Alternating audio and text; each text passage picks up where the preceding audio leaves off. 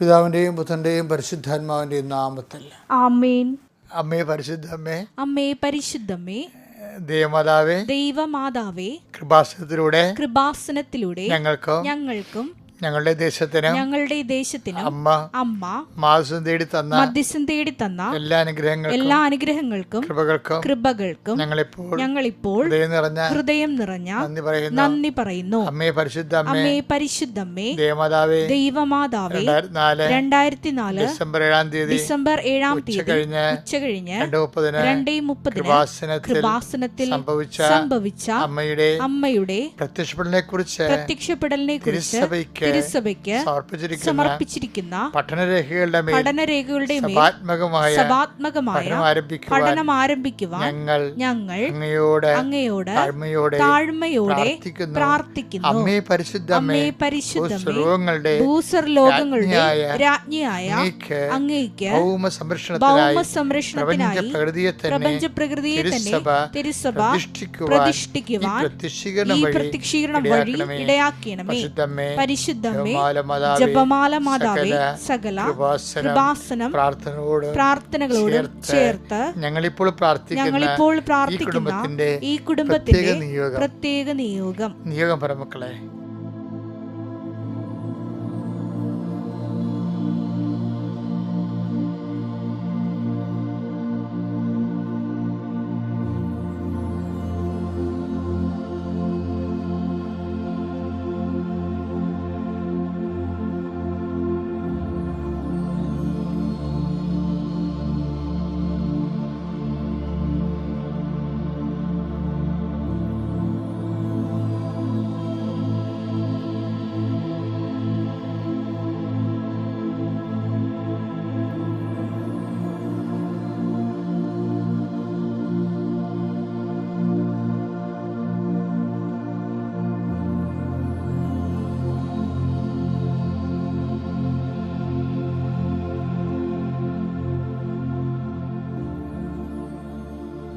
അമ്മയുടെ പ്രത്യക്ഷീകരണത്തിന്റെ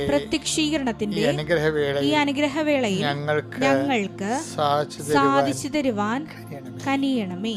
ആമേൻ. വിശ്വാസ പ്രമാണം.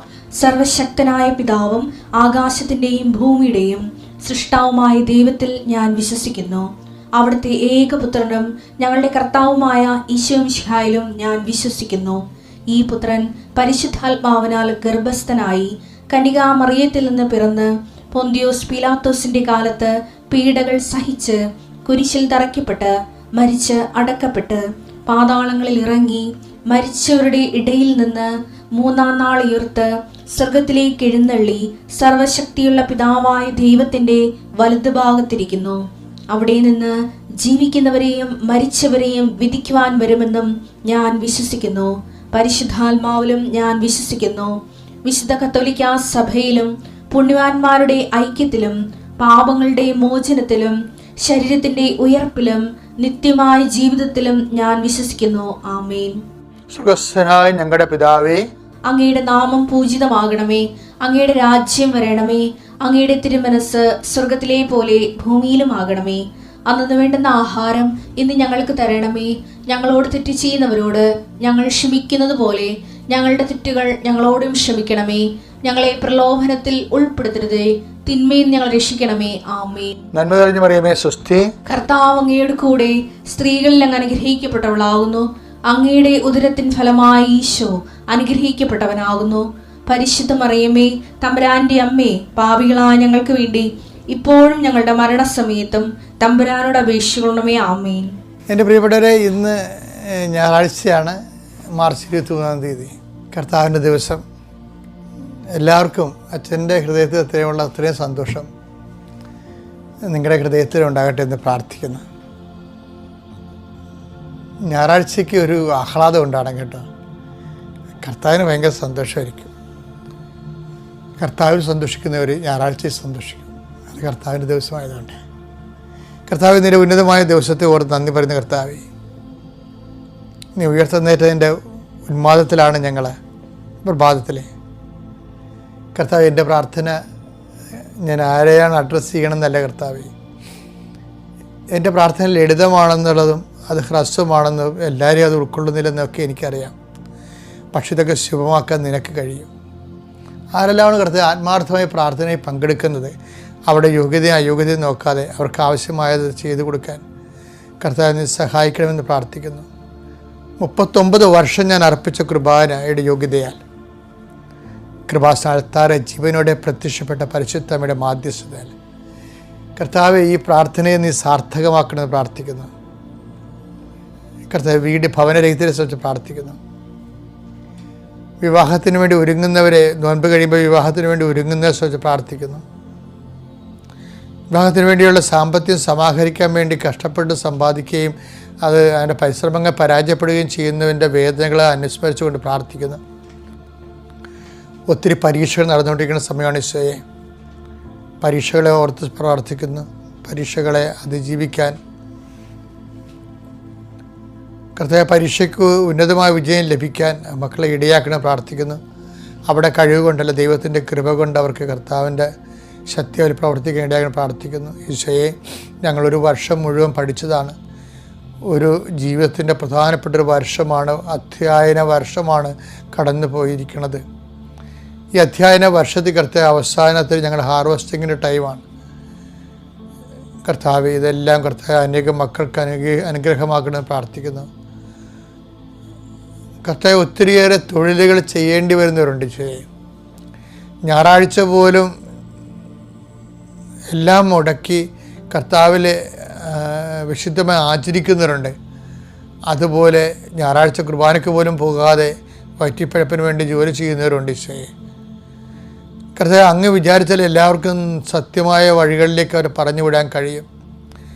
ആഴമായ ആധ്യാത്മികമായ ബോധ്യം ഉണ്ടാകാതിരിക്കുന്നതും പ്രലോഭനങ്ങൾ അടിക്കടി വീണത് കൊണ്ട് സ്വാഭാവികമായി ഇങ്ങനെയുള്ള പ്രലോഭനങ്ങൾ കൂപ്പുകുത്തി ഞായറാഴ്ച ഉണ്ടാക്കുന്ന വരുമാനം കൊണ്ട് കടങ്ങളുണ്ടെന്നൊക്കെ ദുർന്യായങ്ങളൊക്കെ പറഞ്ഞ് ഓരോ മനുഷ്യരും ഓരോ കാര്യങ്ങൾ ചെയ്യുന്നുണ്ട്. ഈശോയെ അവരുടെ മേലെല്ലാം കർത്താവ് ആഴമായ ആധ്യാത്മിക ബോധ്യം നൽകുകയും അവരെ നിലനിർത്തുകയും സന്തോഷിപ്പിക്കുകയും ചെയ്യണമെന്ന് പ്രാർത്ഥിക്കുന്നു. അവിടെ തെറ്റുകളെ അവർക്ക് ബോധ്യപ്പെടുത്തി കൊടുക്കണം പ്രാർത്ഥിക്കുന്നു. അതിനേക്കാൾ ഉപരി ചെയ്യാതിരിക്കാനുള്ള ഇച്ഛാശക്തി അവർക്ക് നൽകണം പ്രാർത്ഥിക്കുന്നു.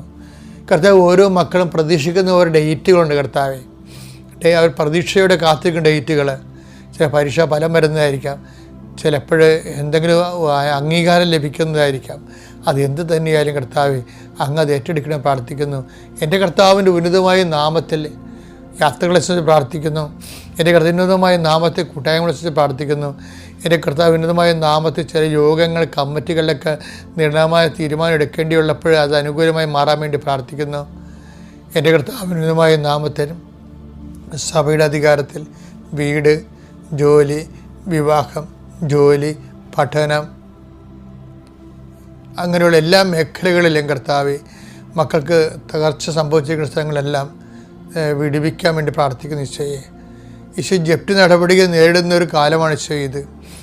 ഒത്തിരി പേര് അങ്ങ് സഹായത്തിനോട് നന്ദി പറയുന്നു. ഈശോ ഇനിയും ബാക്കിയുള്ള അങ്ങ് ആശ്രയിക്കുന്നവരെ അവരെ വിടുതൽ പ്രാപിക്കാൻ ഇടയാക്കണം പ്രാർത്ഥിക്കുന്നു. എൻ്റെ കർത്താവിൻ്റെ ഉന്നതമായ നാമത്തിൽ സഭയുടെ അധികാരത്തിൽ കുരിശിൻ്റെ അടയാളത്തിൽ ദൈവത്തിൻ്റെ ശക്തിയാൽ നിങ്ങളുടെ വീട്, ജോലി, വിവാഹം, വഴികൾ, വെള്ളം, വെളിച്ചം, നിങ്ങളുടെ സർട്ടിഫിക്കറ്റുകൾ, പരീക്ഷകൾ, പഠനങ്ങൾ, നിങ്ങൾക്ക് കിട്ടാനുള്ള രേഖകൾ, കുടുംബരേഖകൾ, റവന്യൂ രേഖകൾ, എഡ്യൂക്കേഷൻ വിദ്യാഭ്യാസ രേഖകൾ, എല്ലാ രേഖകളും കിട്ടാനുള്ള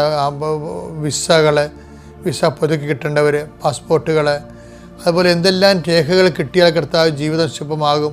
അതനുസരിച്ച് രേഖകൾ കുടുങ്ങിപ്പോയവർ, നിന്നുപോയവർ, കിട്ടാത്തവർ, കിട്ടാൻ പറ്റാത്തതെന്ന് വിചാരിക്കുന്നവർ, കളഞ്ഞു പോയവർ, കൈമോശം വന്നവർ എല്ലാവരെയും എൻ്റെ കർത്താവിൻ്റെ ഉന്നതമായ നാമത്തിൽ സഭയുടെ അധികാരത്തിൽ കുരിശടയാളത്തിൽ ദൈവശക്തിയാൽ ആസ്വദിക്കുന്നു.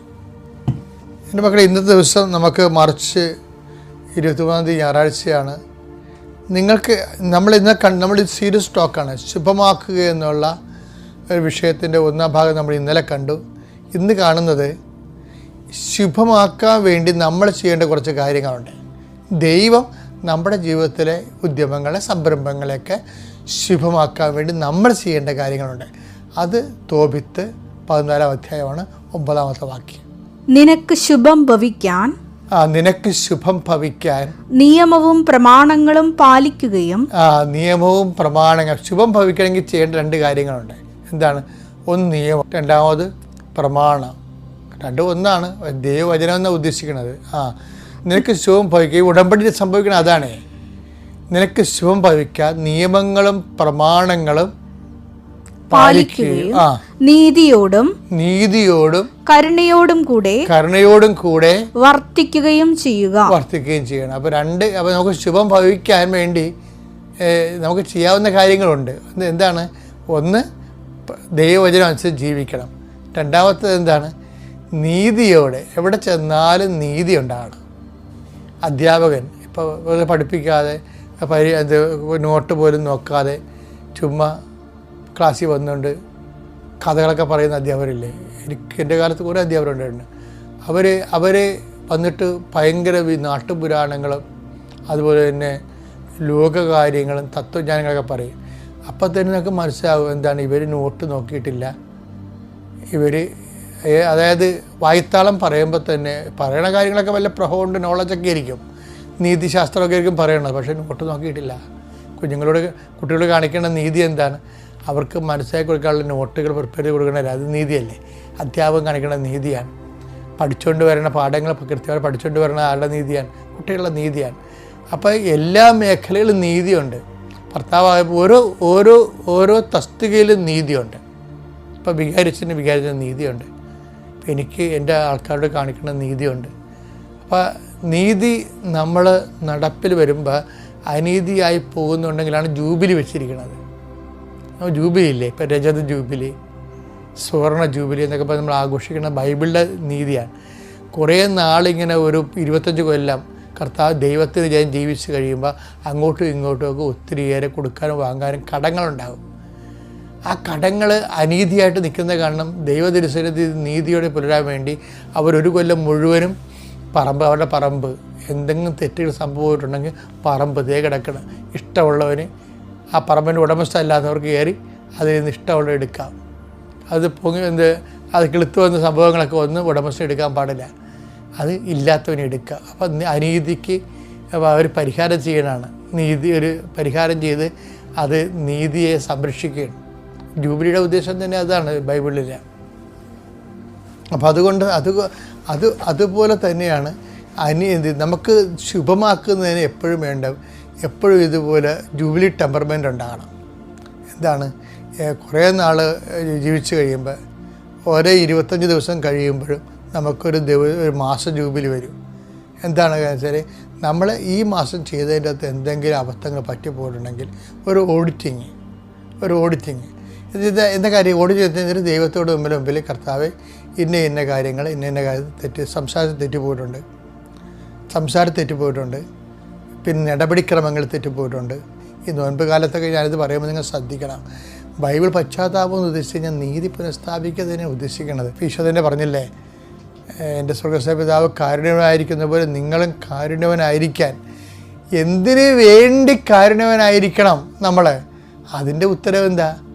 അത് ദൈവം. അതിൻ്റെ ഉത്തരവാണ് ഈ തോബിത്തിൻ്റെ 14:9 എന്താണ്? ദൈവം നമ്മുടെ ജീവിതത്തിലെ പ്രവർത്തിക്കാൻ ശുഭമാക്കാൻ വേണ്ടി നമ്മുടെ സംരംഭങ്ങളെ ഉദ്യമങ്ങളെ എല്ലാം ശുഭമാക്കാൻ വേണ്ടിയാണ് നമുക്ക് ആവശ്യമുള്ള ദൈവത്തിൻ്റെ കരുണയാണ്. ആ ദൈവത്തിൻ്റെ കരുണ ആർജിക്കാൻ വേണ്ടിയാണ് നമ്മൾ കരുണ കാണിക്കുന്നത്.